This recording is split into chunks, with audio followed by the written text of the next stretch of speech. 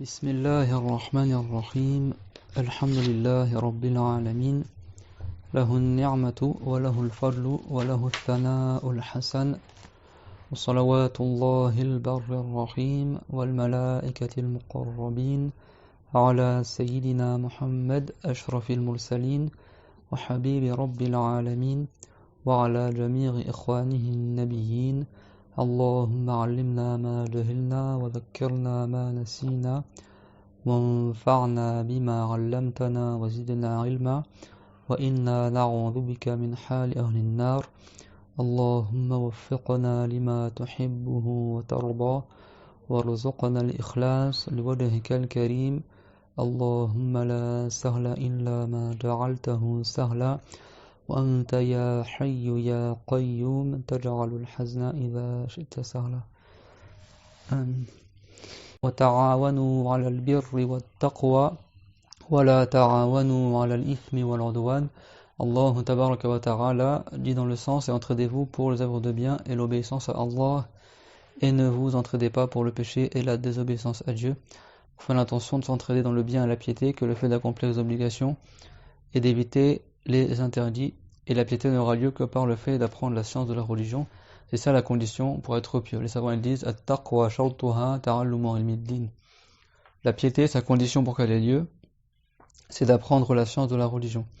Et la science de la religion, c'est par transmission orale auprès d'un enseignant digne de confiance, qui a une chaîne de transmission dans le savoir qu'il transmet, qui remonte jusqu'aux compagnons du prophète, alayhi salatu wassalam, c'est-à-dire qu'il a appris lui-même auprès de savants ou d'érudits, qui eux-mêmes ils ont pris auprès de savants et d'érudits par transmission orale, en écoutant leurs paroles, qui eux-mêmes ils ont pris des savants qui les ont précédés, et comme ça, par chaîne de transmission qui remonte jusqu'aux compagnons du prophète, alayhi salatu wassalam, et après les compagnons eux-mêmes ils rapportent du prophète. Donc c'est ça la vraie chaîne de transmission qui est valable dans la religion. Si quelqu'un il lit simplement tout seul dans les livres, bah sa chaîne de transmission elle remonte jusqu'à l'arbre. Le livre papier du grec papelos qui veut dire l'arbre. Le livre c'est les fabriqué à partir d'un arbre. Ben, c'est l'appris du livre le livre est en papier, le papier vient de l'arbre et voilà, sa chaîne de transmission elle s'arrête à la forêt. Donc c'est pas comme ça. Celui qui apprend tout seul, comme certains disent, son cher c'est shaitan, c'est-à-dire que c'est lui-même qui est livré à tout seul à ses illusions, à ce que le shaitan le met comme waswas, etc. Et il n'apprend pas comme ça la religion. C'est vrai que la religion, elle s'apprend pas en lisant tout seul dans les livres. C'est impossible d'apprendre la religion comme ça. Parce que même le livre, il va pas t'expliquer ou te dire tu es trompé, etc. Même le Coran honoré, le meilleur des livres révélés, le meilleur des livres dans l'absolu, le livre dans lequel il n'y a aucune erreur et aucun doute, Dieu l'a dit, Dhalikal kitabu la rayba fihi hudan lil muttaqin, comme c'est rapporté au tout début du Coran dans Surat al-Baqarah, Alif Lam Mim, Dhalikal kitabu la rayba fihi hudan lil muttaqin, que c'est le livre que Dieu l'a révélé et que c'est une bonne guidée pour les gens c'est une bonne guidance pour les gens qui sont pieux. Mais pour ceux qui sont pieux, c'est-à-dire qui ont appris la religion et quand ils lisent le Coran, leur foi elle augmente. Mais si quelqu'un il n'a pas appris la religion et il lit tout seul le Coran, voire pire encore, comme beaucoup de francophones ils font maintenant malheureusement de plus en plus, ils lisent soi-disant des traductions du Coran. Mais le Coran c'est un miracle. Tu peux pas reproduire un miracle. En français, le miracle a été révélé en langue arabe. Bilisanin arabiyyin mubin. Dieu l'a dit dans une langue arabe claire. Tout ce que les gens disent en français, là, ce n'est pas le Coran. Ce n'est pas le miracle qui a été révélé au prophète Mohammed alayhi salam, et c'est pas le Coran. Voire des fois c'est une falsification, et souvent même c'est une falsification de ce qu'il y a dans le Coran. Parce que souvent les figures de style et les métaphores ou les hyperboles ou les métonymies, etc., qui sont rapportées dans le Coran, dans plusieurs ayats, et ben eux, ils les traduisent pas en tant que figures de style, ils les traduisent mot à mot. Ce qui donne des sens totalement aberrants en français. Et ils publient ça, Zarma, le Coran en français. Si c'était aussi facile de traduire le Coran, il n'y aurait pas eu de miracle dans le Coran honoré. Et le Coran honoré, c'est le plus grand miracle que le prophète Mohammed alayhi salam, il a eu, et c'est le miracle qui a rendu incapable les Arabes de son époque de faire tel que cela, comme c'est rapporté dans le Coran.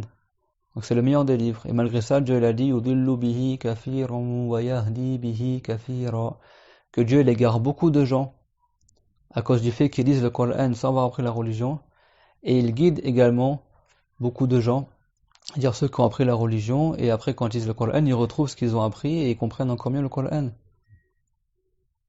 Dieu l'a dit, وَمَا يُضِلُّ بِهِ إِلَّا الْفَاسِقِينَ, et Dieu ne guide que n'égare que les égarés par le Coran. Il n'y a pas d'égarement dans le Coran. Mais quoi? Il est le fasiqin. Mais le Coran, si quelqu'un il n'a pas appris la religion, il risque de mal le comprendre. Certaines figures de style, etc. Il n'y a pas d'égarement dedans. Et malgré ça, il y a des gens qui s'égarent en lisant le Coran. Parce qu'ils n'ont pas appris la religion.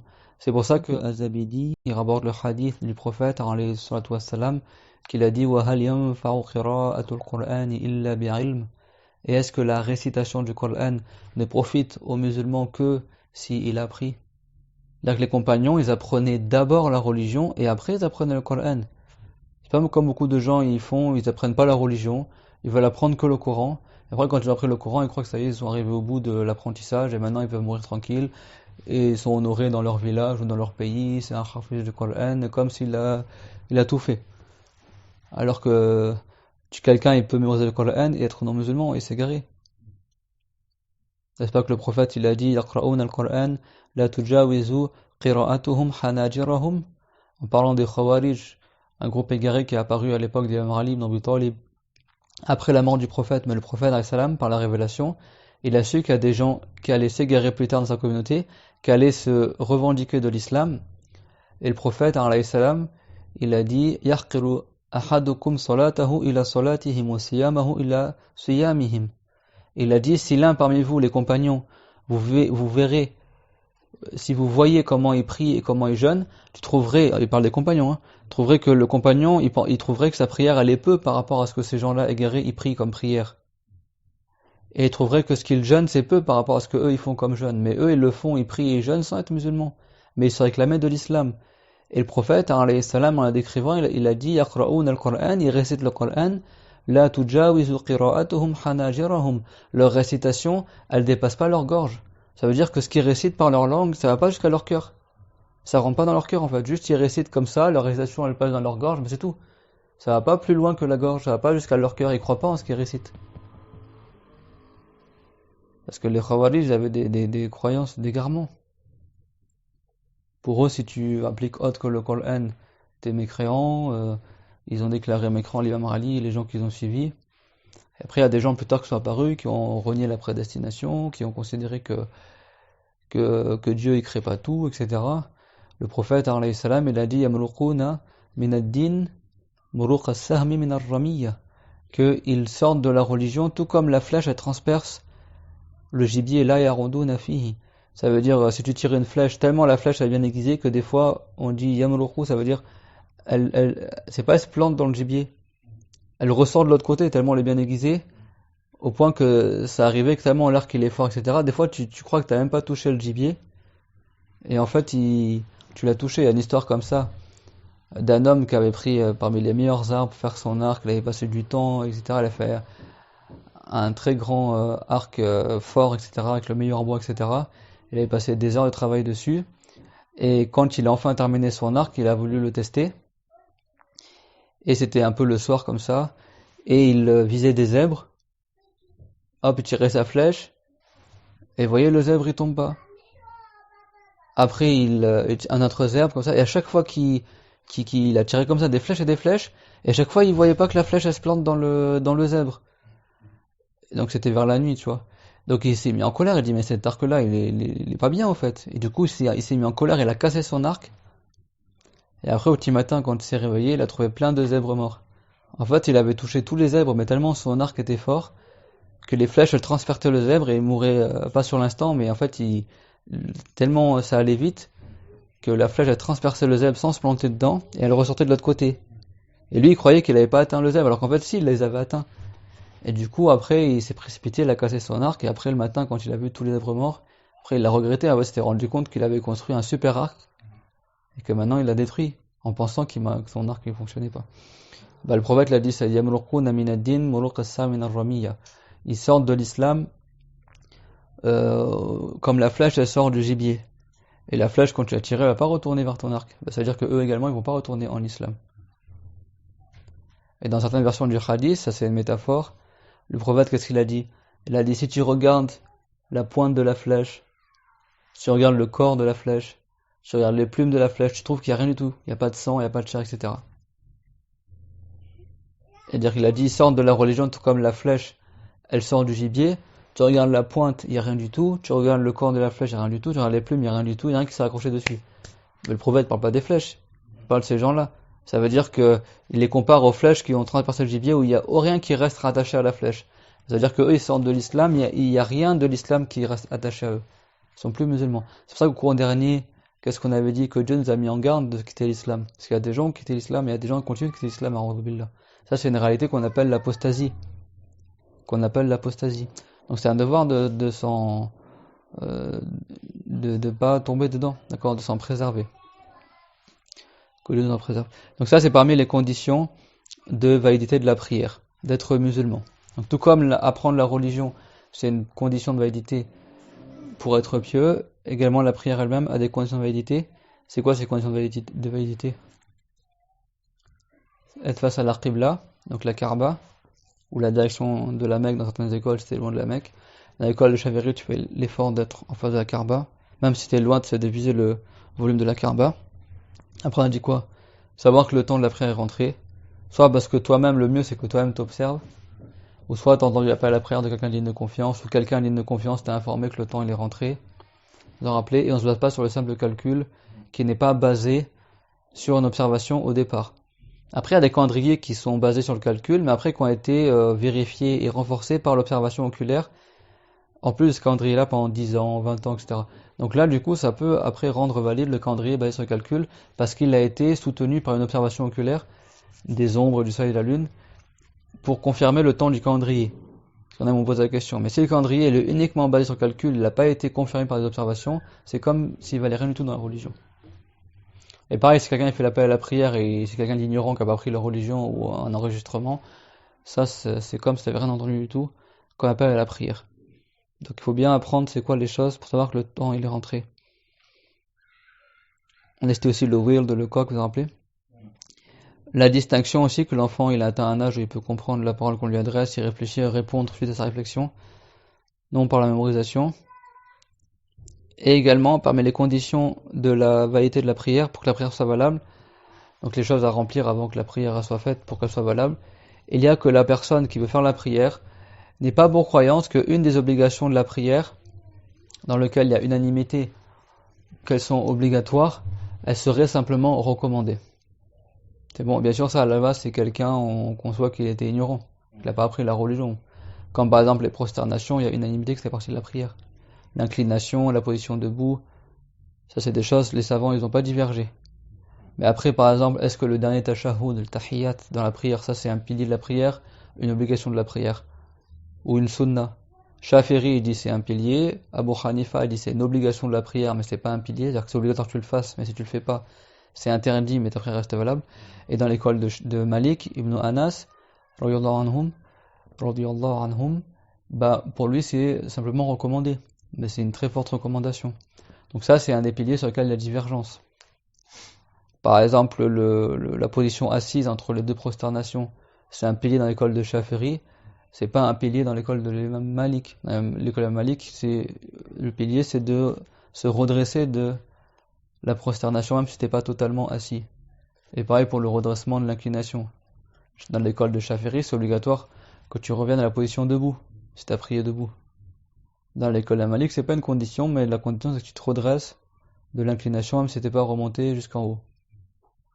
Donc, non, on parle pas de ça, on parle pas des piliers sur lesquels il y a divergence dans les écoles. Là, on parle des piliers sur lesquels il y a unanimité, que ce sont des piliers de la prière. Piliers de la prière, dans l'école Shafi'i, on appelle ça rukun, c'est aussi fard, d'accord? Dans la prière, les obligations de la prière, fard ou wajib, dans l'école Shafi'i, c'est qu'une seule chose, c'est la même chose que rukun, c'est-à-dire que c'est un pilier de la prière. C'est-à-dire la chose qui est obligatoire que tu le fasses dans la prière, et si tu le fais pas, ta prière n'est pas valable. Comme réciter la Fatiha dans toutes les rak'ahs, s'incliner, la quiétude dans l'inclination, dans la prosternation, le fait de faire le salam à la fin de la prière, de faire le takbir au début de la prière, le fait de se prosterner 2 fois, s'incliner, de se redresser, etc., etc. Il y a 17 piliers dans l'école de l'imam Shafi'i, selon les différents avis. Il y en a, ils ont dit moins parce qu'ils ont rassemblé les prosternations ensemble ou les quiétudes ensemble. Voilà, mais bon, ça c'est ce qu'on appelle les piliers. Dans les autres écoles aussi, ils en parlent. Donc par exemple, la récitation de la Fatiha, le prophète l'a dit, la salata liman lam yaqra bi fatihatil kitab. Il n'y a pas de prière valable pour celui qui ne récite pas la Fatiha dans sa prière.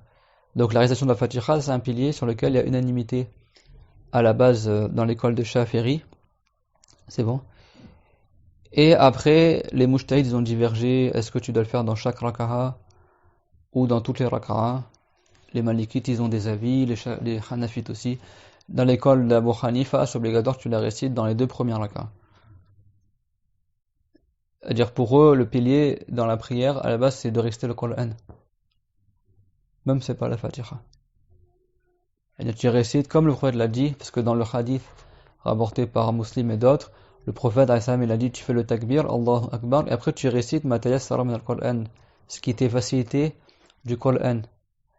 Bon, comme il y a l'autre hadith qui dit que la prière n'est pas valable sans réciter la Fatiha, donc nous, les Shafirites, on a dit, dans ce cas-là, il faut réciter la Fatiha dans chaque raka'a, sauf s'il n'est pas capable de réciter la Fatiha, il récite autre chose du Qur'an pour remplacer la Fatiha, s'il connaît autre chose du Qur'an. Mais chez les Hanafites, eux disent, tu dois réciter quelque chose du Qur'an dans toutes les raka'a. Mais, c'est ça le pilier pour eux. Ils disent pas la Fatiha.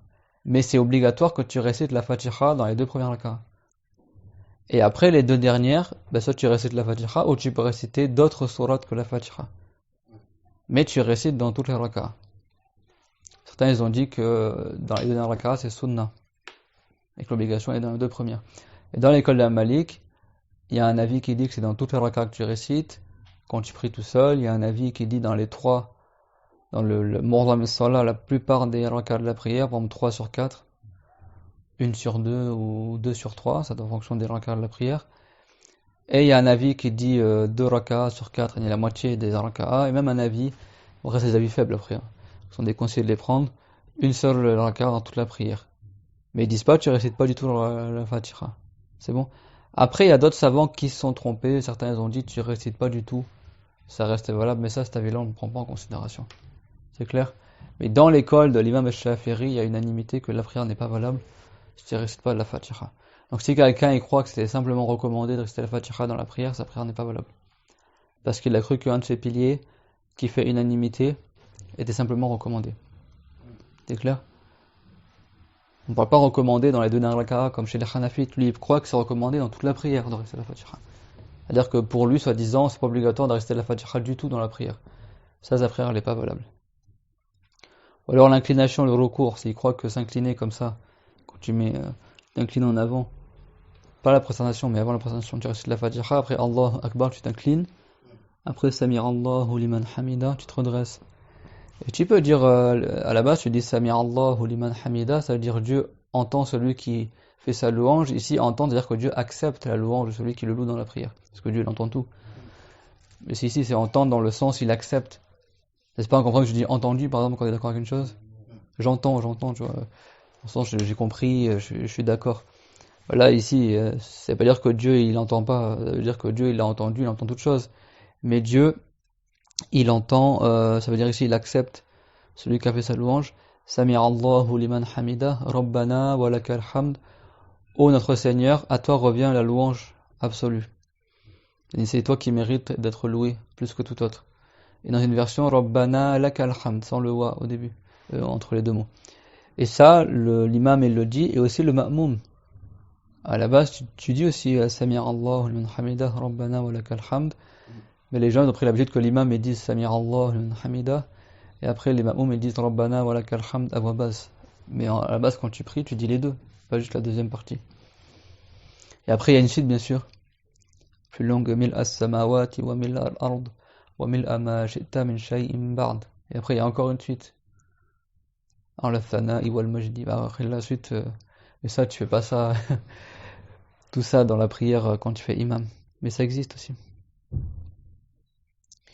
Et ben, donc ça, c'est des sunnas de la prière. Si quelqu'un ne le fait pas, il fait pas la prostration de l'oubli. C'est des sunnas qu'on appelle des hayat. C'est-à-dire, c'est pas des sunnas les plus importantes de la prière. Donc, c'est pas parmi les 6 sunnas importantes que tu prosternes la prostration de l'oubli si tu les as oubliés dans la prière. Comme le premier tashahhud ou l'invocation en forme du prophète après le premier tashahhud, ou Dora al-Qunut dans la prière de Soubor, etc., etc. Non, là, c'est des choses, si tu les fais pas, c'est pas haram, ta prière reste valable, et tu te prosternes pas à la prosternation de l'oubli pour ces choses-là. Mais c'est bien de les faire. Donc là, si quelqu'un croyait que l'inclination c'était simplement sunna, sa prière n'est pas valable. Et pareil, les autres piliers sur lesquels il n'y a pas de divergence sont des piliers de la prière. Comme par exemple, on a dit quoi, la récitation de la Fatiha, l'inclination. Et bien sûr, ce qu'on a dit tout à l'heure, que ça on le conçoit pour quelqu'un qui vient de se convertir par exemple, qui est très ignorant, il n'a pas appris la religion et du coup par ignorance il a dit ça. Mais si quelqu'un il a vécu parmi les musulmans, il a entendu les lois de la prière chez les musulmans, etc., et il considère que s'incliner, se prosterner dans la prière simplement recommandé, bah lui il n'est pas musulman, il contredit la religion. C'est connu d'évidence que dans la prière tu te prosternes, tu t'inclines. D'ailleurs comment ils appellent les cycles dans la prière? Raka'a, ça veut dire quoi raka'a en arabe? Ça veut dire une inclination. Et l'inclination, c'est ce qui rassemble la majeure partie de la prière. C'est pour ça que quand tu es en retard derrière l'imam, tu arrives en retard dans la mosquée, tu pries derrière l'imam, et que tu as réussi à faire l'inclination en même temps que l'imam, cette raka'a, elle t'est comptée. Pourquoi? Parce que si tu as réussi à faire le recours, l'inclination avec l'imam, tu auras réussi à faire la majeure partie de cette raka'a. Alors que ce qui est après l'inclination, après c'est que les prosternations, et donc tu as manqué la récitation, tu as manqué l'inclination. À dire que l'inclination, elle rassemble la majeure partie du cycle.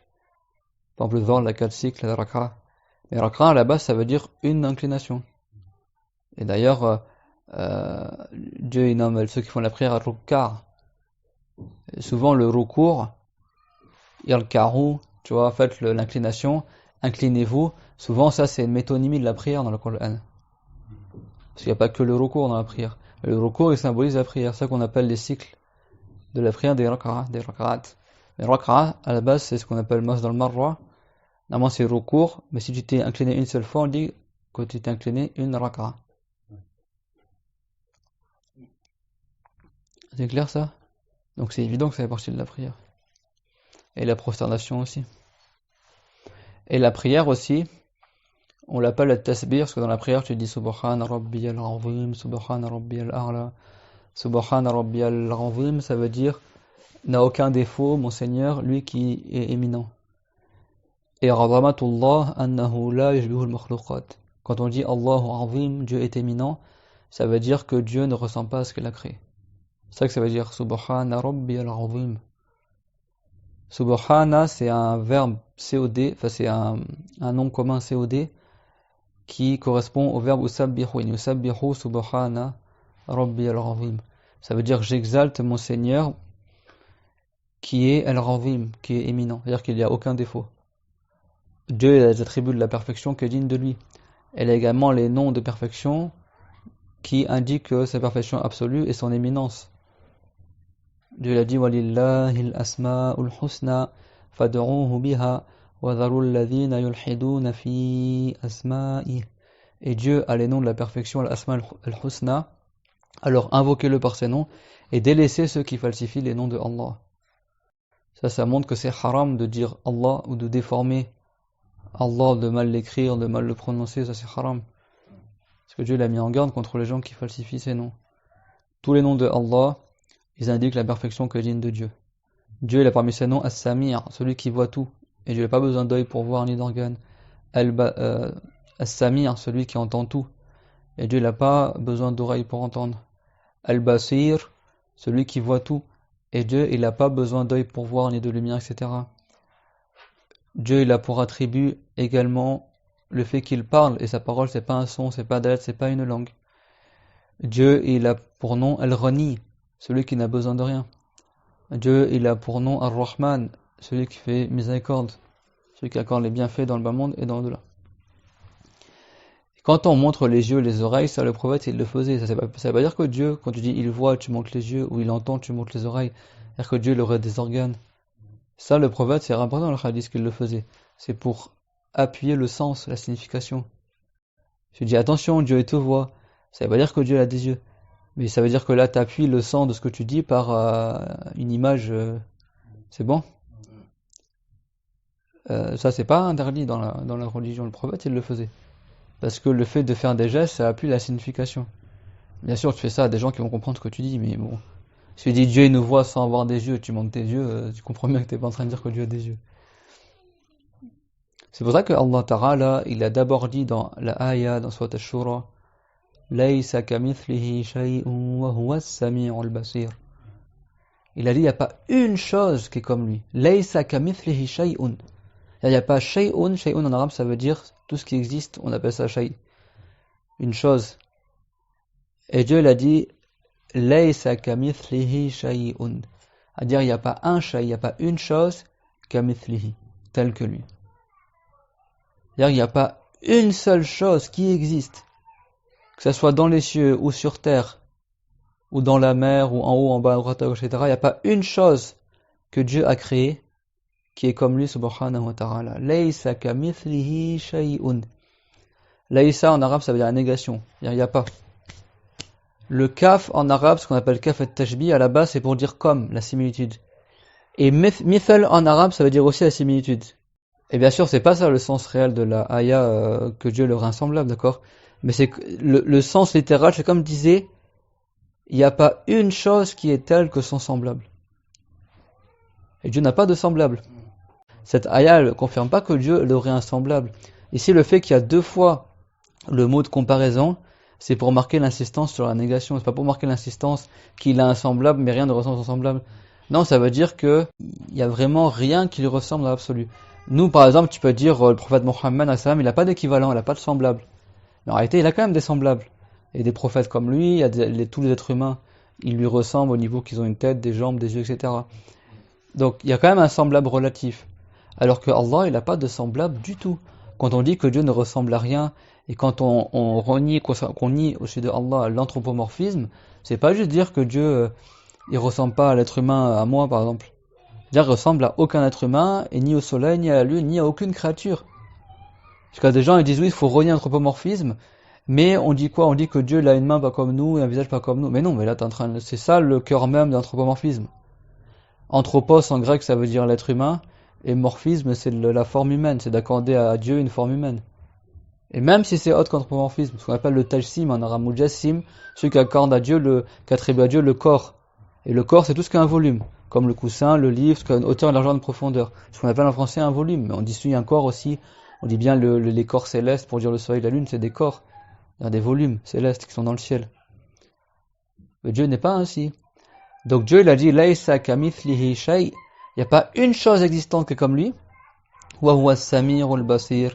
Et il est as-samir, celui qui entend tout, et al-basir, celui qui voit tout. Ça veut dire quoi? Maintenant que tu as dit que Dieu, il n'y a pas une chose qui lui ressemble, on comprend que Dieu, il voit tout pas comme nous on voit, et qu'il entend tout pas comme nous on entend. Nous, on a besoin d'oreilles pour entendre, de sons, d'air qui fait vibrer nos tympans. Dieu, il n'est pas ainsi. Il n'a pas besoin de tête, d'organes, tout ça. Si Dieu avait besoin d'organes pour voir, pour écouter, pour vivre, il serait faible. Toi, si ton cœur il lâche, tu meurs. Si Dieu avait besoin d'un corps pour vivre, c'est comme nous. Ce serait possible qu'il meure. Et Dieu, il a dit, Wallahu al-ghaniyyu wa antumul fuqara. Dieu, c'est lui qui n'a besoin de rien, et vous êtes ceux qui avez besoin de Allah subhanahu wa ta'ala. Donc parmi les attributs de Allah, il y a le fait qu'il n'ait besoin de rien également. C'est ça qu'il a parmi son nom As-Samad. Parmi ses noms As-Samad. Parmi ses noms Al-Ghani, ça veut dire celui qui a besoin de rien. Et beaucoup d'autres noms. Chaque nom de Allah, ça désigne un attribut de Allah, sauf le nom Allah qui désigne l'être de Allah subhanahu wa ta'ala. Dieu il a pour nom Al-Awwal, c'est-à-dire celui qui n'a pas de début, il n'a pas de commencement à son existence. Dieu il existe de toute éternité.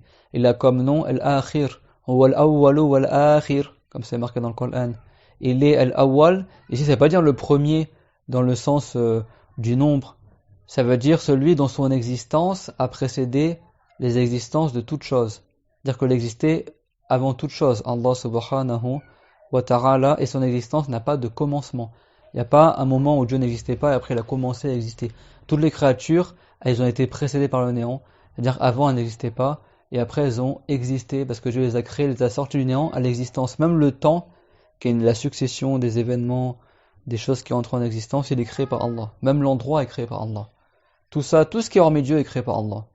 Donc ils ont un début. Donc eux, quand on dit qu'ils sont awwal, ils sont les premiers, c'est relatif, c'est-à-dire le premier à être entré dans la maison, le premier à avoir fait ci, etc.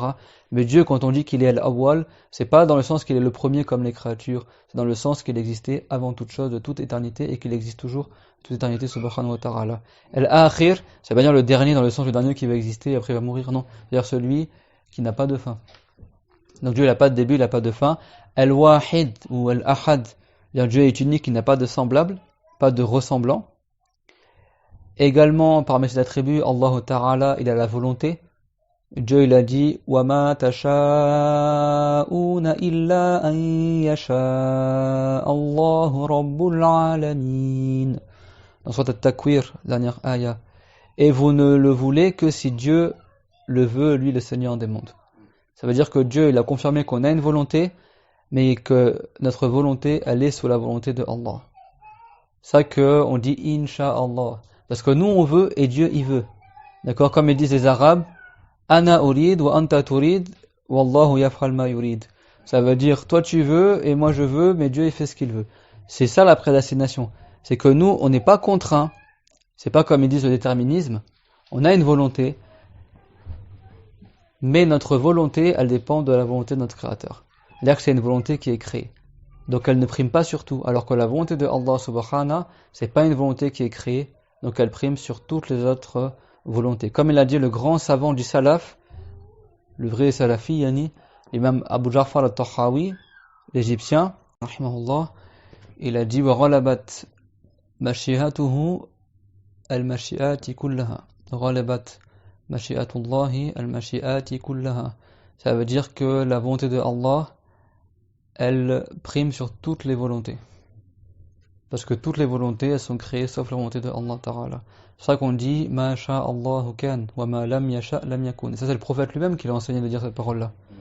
À l'une de ses filles, il a dit si tu es au matin et le soir, idha asbarti wa amsayti faquli Subhanallah wa bihamdihi la quwwata illa billah ma sha'Allahu kana wa ma lam yasha' lam yakun a'lamu anna Allah ala kulli shay'in qadir wa anna Allah qad ahata bi kulli shay'in ilma. Le mieux c'est que tu le récites comme du Coran, même si c'est pas du Coran. Mais dedans il y a deux ayats du Coran.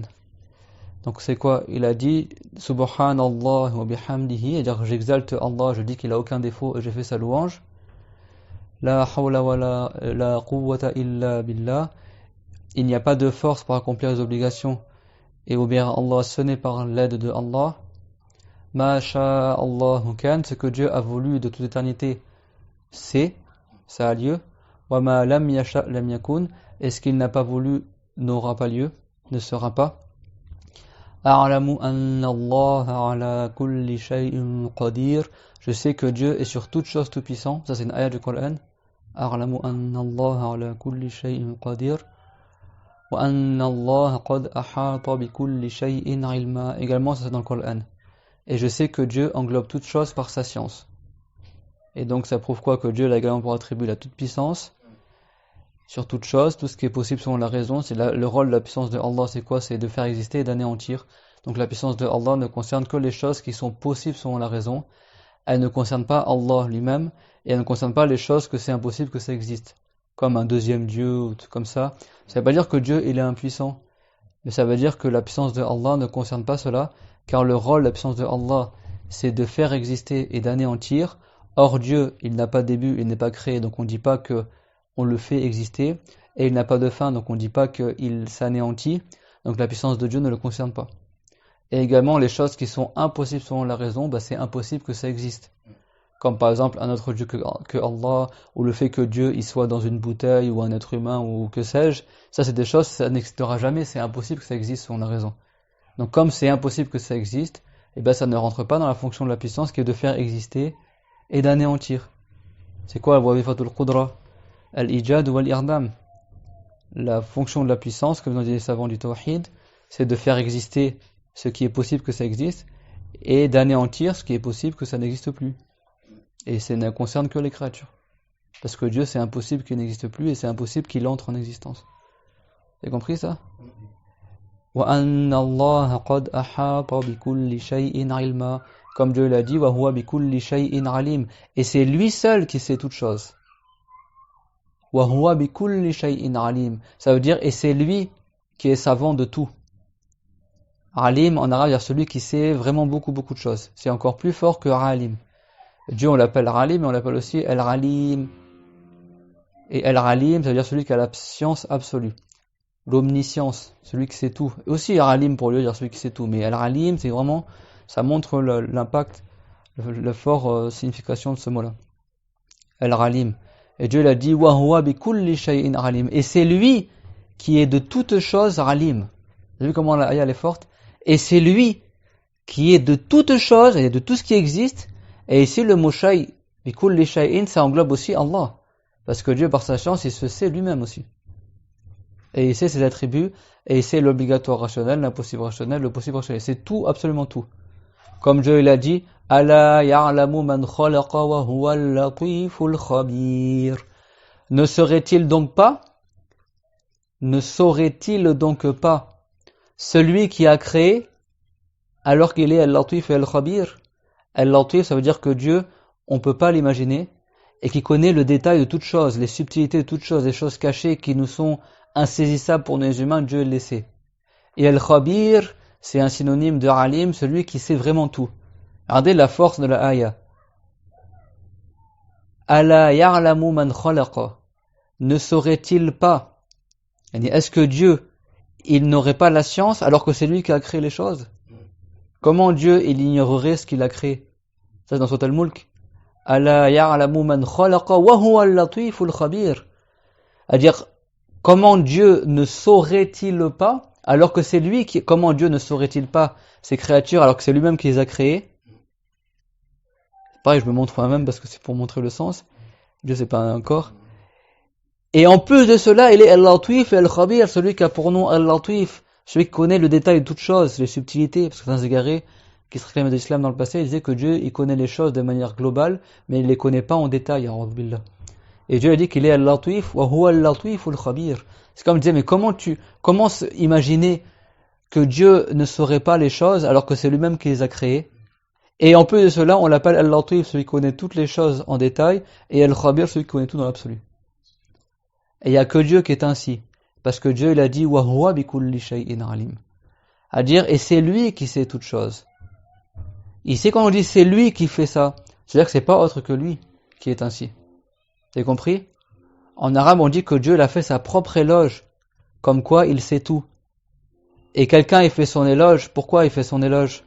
Pour une chose qu'il a que les autres n'ont pas. Il fait sa propre éloge pour une chose qu'il a que les autres n'ont pas. Si autre que Allah savait tout, il n'y aurait pas eu d'éloge dans le fait que Dieu dise que c'est lui qui sait tout. Et quand tu dis c'est lui qui sait tout, wa huwa bi kulli shay'in alim, et c'est lui qui de toutes choses est alim. En plus, il l'a mis en avant, normalement tu devrais dire alim de toutes choses. Mais il a mis toutes choses avant pour bien montrer qu'il sait tout, et il est alim, et alim à la base ça veut dire qu'il sait tout. Et il a dit wa huwa, et c'est lui qui sait tout. Il n'a pas dit wa huwa wa huwa alim bi kulli shay. Et il est alim de toutes choses. Non, il a dit et c'est lui qui est alim de toutes choses. Ça veut dire quoi? Et c'est lui qui a l'omniscience de toutes choses, qui sait tout. Vous avez compris la force du Coran? C'est pour ça qu'on a dit au début du cours que quoi? Quand tu as appris la religion en langue arabe, ta foi elle augmente quand tu lis le Coran parce que tu comprends le Coran de la bonne manière. Il y a des gens qui récitent le Coran et après ils te disent que le prophète Mohammed il sait tout ce que Dieu sait. Alors, eux c'est des mouchriks. Eux ils ont attribué au prophète Mohammed un des attributs de Allah. Et ça c'est contraire à la religion. Parce que même par la simple raison, tu sais que Dieu il voit tout, il entend tout, il sait tout, parce que Dieu est le créateur. Et que personne d'autre que lui a ces attributs-là parce que Dieu il est unique. Dieu aussi a pour attribut la vie. Allahu la ilaha illa huwa al-hayyul qayyum. Allahu la ilaha illa hu. Dieu, il n'y a de Dieu que lui. Et Dieu, ça veut dire celui qui mérite d'être adoré. Il y a des gens qui disent c'est haram d'appeler Allah Dieu. Mais dans toutes les langues, il y a un nom qui désigne le créateur. Et en français, c'est Dieu. Sinon, celui qui veut se convertir, il connaît pas l'arabe, il peut pas rentrer en islam alors? Tu l'obliges à dire Allah. Dieu, il a plein de nominatives dans plein de langues différentes. Donc en français, le créateur, on le nomme Dieu. Tu peux dire Dieu ou Allah, c'est pas haram. Et Dieu, c'est pas la traduction du mot Allah, c'est la traduction du nom Ilah. Ilah, c'est celui qui mérite d'être adoré, celui qu'on adore. Et en français, celui qu'on adore, on appelle ça Dieu. Après, là, l'erreur, c'est d'appeler Dieu autre que Allah. Là, c'est une erreur, par contre, dans la langue et dans la religion. Parce qu'il y a que Dieu qui mérite d'être nommé Dieu. Donc ceux qui nomment le soleil Dieu ou les idoles Dieu, ça, c'est un abus de langage en réalité. Et c'est faux. Et c'est pas pour autant que ces gens-là, ils font un abus de langage, que ça voudrait dire qu'il serait interdit de nommer Allah Dieu, comme ils disent certains aujourd'hui. Parce que soi-disant, les gens, ils nommaient leurs idoles Dieu. Mais à l'époque du prophète, les gens, ils nommaient leurs idoles Ilah, également. Et c'est pas pour autant qu'on dit pas que Dieu, il est Ilah. Et on dit la ilaha illallah. Il n'y a pas de Ilah autre que Allah. C'est ça le tawhid, la base de l'islam. C'est-à-dire, il n'y a pas de Dieu, il n'y a pas de quelqu'un qui mérite d'être adoré autre que Allah. Donc en réalité, le seul être qui mérite d'être nommé Dieu, c'est Allah. Et le seul être qui mérite d'être nommé Ilah, c'est Allah. C'est pour ça que Abu Mansour al-Baghdadi, il a dit que le nom El-Ilah, c'est parmi les noms propres de Allah. C'est pas juste un qualificatif, c'est un nom propre de Dieu. Certains savants, ils ont dit ça. Et les savants, ils ont dit que le mot Dieu en français, ou Dios en espagnol, ou God en anglais, c'est la traduction du mot Ilah. Mais Dieu, Allah, comme ça, Allah en arabe, ça veut pas dire Dieu en français, ça veut dire celui qui crée, en arabe. Et en français, il n'y a pas un mot qui traduit ça. On dit Dieu. Dieu, c'est celui qui... Mais ça revient au même après. Mais littéralement, Dieu, c'est celui qui a adoré. Donc ceux qui nomment Dieu autre que Dieu, c'est un abus de langage. Et ça ne rend pas par cela haram de dire que Allah, il est Dieu. Dans le Coran, Dieu, il a nommé les idoles des mouchriquines aliha, mais avec une restriction. Il dit vos dieux. Pour dire que c'est ce que vous prétendez être des dieux, mais c'est pas des dieux en réalité. Pour preuve qu'après dans le Coran, Dieu a dit quoi? لَوْ كَانَ هَؤُلَاءِ آلِهَةً مَا وَرَدُوهَا. Si ces choses-là avaient été des dieux, ils ne seraient pas entrés en enfer. Parce que le jour dernier, les idoles, elles seront jetées en enfer, elles brûleront avec les gens qui les adoraient dans le bas monde, ceux qui sont morts sur la mécrance. Et Dieu, il a dit, si ces choses-là avaient été des dieux, ils ne seraient pas allés en enfer. Ça veut pas dire que c'est possible que ça aurait été des dieux. Ça veut dire que ça prouve encore plus que c'est pas des dieux. Tout comme le soleil et la lune également, leur lumière sera éteinte et ils seront jetés en enfer. Pour humilier ceux qui adoraient le soleil et la lune. C'est ça que Dieu, il a dit, La tasjudu lishamsi wala lilqamar, wasjudu lillahi alladhi khalaqahunna in kuntum iyyahu ta'budun. Ne vous prosternez pas pour le soleil et pour la lune, mais prosternez-vous pour Allah, celui qui les a créés, si vraiment vous n'adorez que lui. C'est-à-dire que celui qui se prosterne pour la lune et le soleil, ça prouve qu'il n'adore pas que Allah. Ça prouve qu'il adore autre que Allah. C'est clair, tout le monde, ça? Donc ça, c'est l'attribut de Allah. Il y en a 13 en tout. Après, les savants, ils ont divergé la manière de trier, de classer les attributs. Il y en a, ils ont ajouté d'autres attributs en plus. Il y en a, ils ont dit que chaque nom de Allah, c'est un attribut. Al-Muhyi, celui qui donne la vie. Al-Mumit, celui qui fait mourir. Al-Mu'iz, celui qui accorde la gloire. Al-Mudhil, celui qui accorde l'humiliation, etc., etc., etc. Donc certains ont dit que ça, c'est des attributs également. Donc les savants ont divergé, mais ils sont tous d'accord que Dieu a pour attribut la vie, qu'il n'a pas de début, il n'a pas de commencement à son existence, que l'être de Allah n'a pas de début, n'a pas de fin, qu'il est unique, qu'il n'a besoin de rien, qu'il est tout puissant, qu'il est tout savant, qu'il voit tout, qu'il entend tout, qu'il a pour attribut la parole, qui n'est pas un son ni d'être une langue, il a pour attribut la volonté, pour attribut la science, que Dieu sait toute chose, qu'il a pour attribut le non-besoin, le fait qu'il a besoin de rien, Allahu Samad. Également, il a pour attribut la non-ressemblance avec ce qu'il a créé, comme Dieu l'a dit, walam yakul lahu kufuwan ahad. Et Dieu n'a aucun similaire. Kufu en arabe, c'est le similaire, celui qui te ressemble. Et Dieu, il a dit, il n'y a pas une chose qui est le kufu de Allah. Et il n'y a rien qui lui est un kufu. Walam yakul lahu kufuwan ahad. C'est-à-dire que Dieu n'a aucun équivalent. Dieu n'a aucun ressemblant. Et c'est ça la signification de la ilaha illallah. Comme il a dit Abul Hassan al-Ash'ari, il n'y a pas de créateur autre que Allah. C'est-à-dire que Dieu est unique, son être il est unique, ses attributs ils sont uniques, ils n'ont pas de semblable. subhanahu wa ta'ala. Mais ça, c'est une condition pour que la prière soit valable. Si quelqu'un ne croit pas en tout ça, sa prière n'est pas valable. C'est clair, tout le monde, ça? Et si quelqu'un il croit qu'un des pieds de la prière également, il est simplement sunna, sa prière n'est pas valable également. Ouais. Tu l'écris comment le mot là, similaire? Similaire? Ouais, en arabe. Kuf'un? Ouais, comment tu dis? Alors, ça, c'est une bonne question. En fait, à la base, c'est kuf'un, un kaf, un fa et un hamza, 3 lettres à la suite, kuf'un. Et donc, tu peux rester à la aya, walam yakul lahu kuf'an ahad, ça c'est l'origine du mot. Et en arabe, souvent, quand tu as des hamza, on a le droit de faire ce qu'on appelle la tashil, d'alléger la hamza. Donc tu l'effaces, tu gardes juste la lettre. Par exemple, selon Warsh, tu vas réciter al-mu'minun, dire al-mu'minun avec la hamza qui coupe, tu dire al-mu'minun, tu remplaces par le waw, tu as effacé la hamza. Ça c'est valable en arabe. Ce qu'on appelle tashil la hamza, ça c'est dans Warsh, dans certaines récitations du Coran, ça se fait. Et pareil aussi, nous dans Hafas on dit walam yakul lahu kufuwan, là-bas c'est kuf'an. Mais tu as le droit d'alléger la hamza et de garder juste le waw. Et du coup tu mets une dhamma avant et ça devient kufuwan. Et on récite comme ça parce que le prophète a resté comme ça, c'est pas toi qui choisis. Mais ça en arabe ça existe. Par exemple, le Sham, c'est la Syrie, la Jordanie, le Liban, la Palestine, on dit les pays du Sham. Mais à la base c'est Ash-Sha'mu. Dans le Bukhari, le prophète, ce qu'il a rapporté de lui, c'est que c'était les pays du Sham, avec une hamza. Mais en allégeant, ça devient Sham. C'est bon? Par exemple, le puits, en arabe, on appelle ça bi'r. Bi'run. Mais tu peux alléger, le dire bir. Dire bi'run, tu dis birun. Ça existe en arabe. Et des fois, dans le Coran, tu as des récitations comme ça. Comme mu'min, qui veut dire le croyant, tu peux dire aussi mu'min. C'est valable. Alors que pour Allah, mu'min, c'est un des noms de Allah. Ça veut pas dire que Dieu est croyant. La croyance, elle est créée et Dieu l'est pas créé. Mu'min, ça veut dire celui qui accorde sa protection aux gens qui l'agréent, qui préserve les pieux, les gens vertueux de l'égarement et du châtiment, etc. Mu'min, d'accord? Parce que l'aman en arabe, ça veut dire la protection. Ou celui également qui tient sa promesse, dans le sens que Dieu il accorde ce qu'il a promis à ses esclaves. Mu'min, il a plusieurs sens en arabe. Mais on ne dit pas que Dieu est musulman, on dit qu'il est mu'min. Et mu'min, ça ne veut pas dire croyant concernant Allah. Ça veut dire celui qu'on a dit tout à l'heure.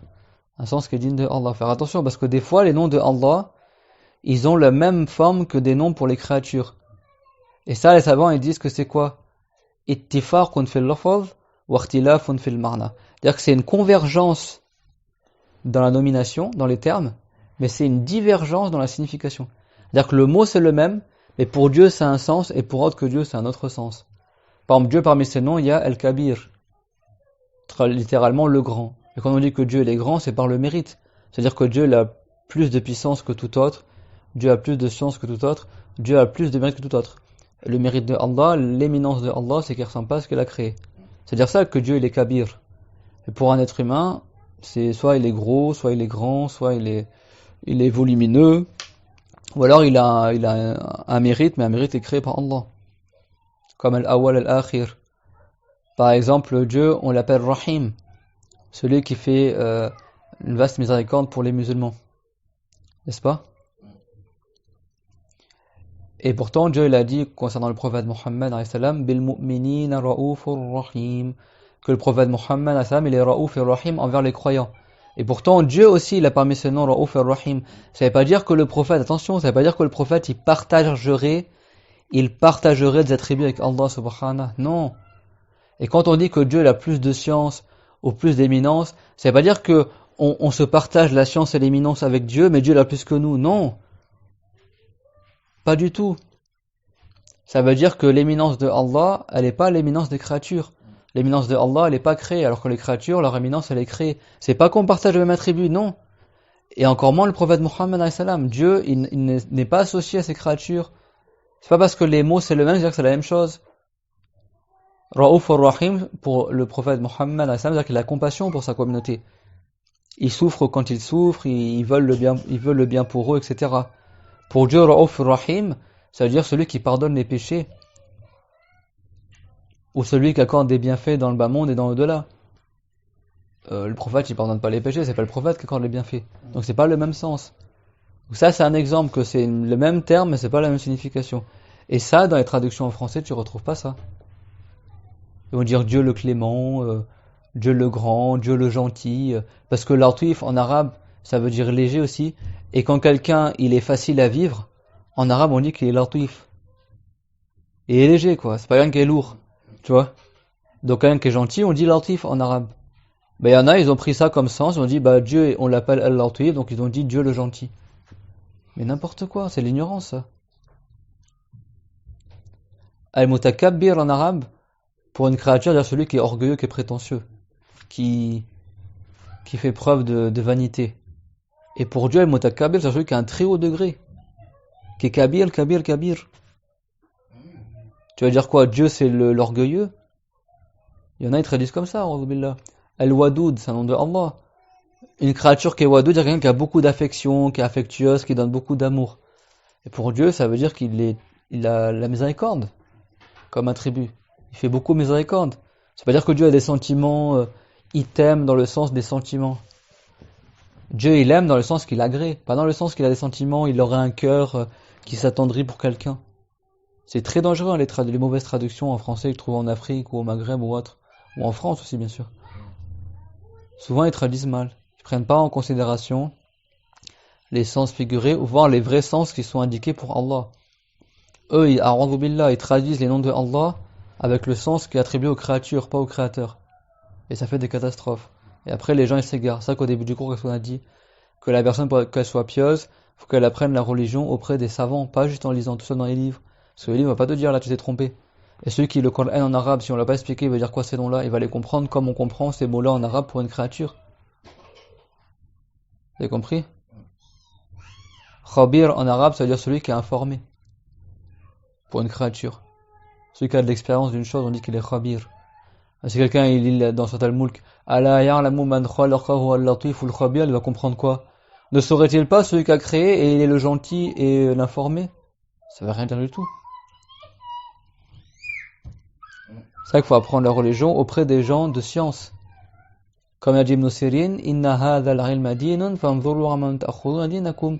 Certes, cette science-là, c'est de la religion. Alors regarde de qui tu prends ta religion. Et le prophète, alayhi salam, il a dit, Al-mar'u ala dini khalilihi, Al-mar'u ala dini khalilihi, falyanzur ahadukum man yukhalil. La personne, elle prend le comportement, le din, ici le din c'est le comportement, le din des gens qu'elle fréquente. Alors que l'un d'entre vous, il regarde qui c'est qu'il fréquente. Fréquente pas des égarés ou des gens qui lisent dans les livres, qui disent n'importe quoi dans la religion. Parce que le jour dernier, tu seras interrogé sur ce que tu as appris, et c'est pas juste l'imam égareur qui t'a égaré qui sera interrogé. Toi aussi, tu seras interrogé de ne pas avoir pris la science de là où il fallait. Faire attention à ça. Comme ils ont dit les savants du salaf, la yu'khadhu al-ilmu illa min afwahil ulama. On ne prend la science que de la bouche des savants, que de la bouche des ulama, des érudits. Pas des gens ignorants qui s'improvisent sur internet, imam, et ils font des cours, et ils parlent de leur tête pendant tout le cours sans citer une ayah ou un hadith. Que Dieu nous prenne là. Tout ce qu'on transmet là, c'est une science qui est transmise par transmission depuis les savants du salaf. C'est pas un truc que moi j'invente, ou que j'ai eu tout seul. C'est clair, mon témoin? Et parmi les conditions de vérité de la prière, il y a le fait de couvrir la zone de pudeur également. Pour l'un et pour la femme. Alors pour la femme, c'est tout son corps sauf le visage et les mains. Et pour l'homme, il faut qu'il couvre au minimum ce qui est entre le nombril et les genoux, afin que sa prière soit valable. Il faut qu'il couvre de tous les côtés, sauf par en dessous de la zone de pudeur. C'est-à-dire que si on voit sa zone de pudeur par-dessous son genou pour l'homme, sa prière reste valable. Et si pour la femme, on voit sa zone de pudeur par-dessous ses pieds, sa prière reste valable parce que elle est recouverte devant, derrière, sur les côtés et par en haut. Et on détaillera ça, Inch'Allah, le cours prochain. On demande à Allah Ta'ala qui nous facilite et qui nous maintienne sur la bonne guidée. وآخر دعوانا الحمد لله رب العالمين وصلى الله على محمد وعلى آله وصحبه وسلم ربنا آتنا في الدنيا حسنة في الآخرة حسنة قنا عذاب النار ربنا لا تزغ قلوبنا بعد إذ هديتنا وهب لنا من لدنك رحمة إنك أنت الوهاب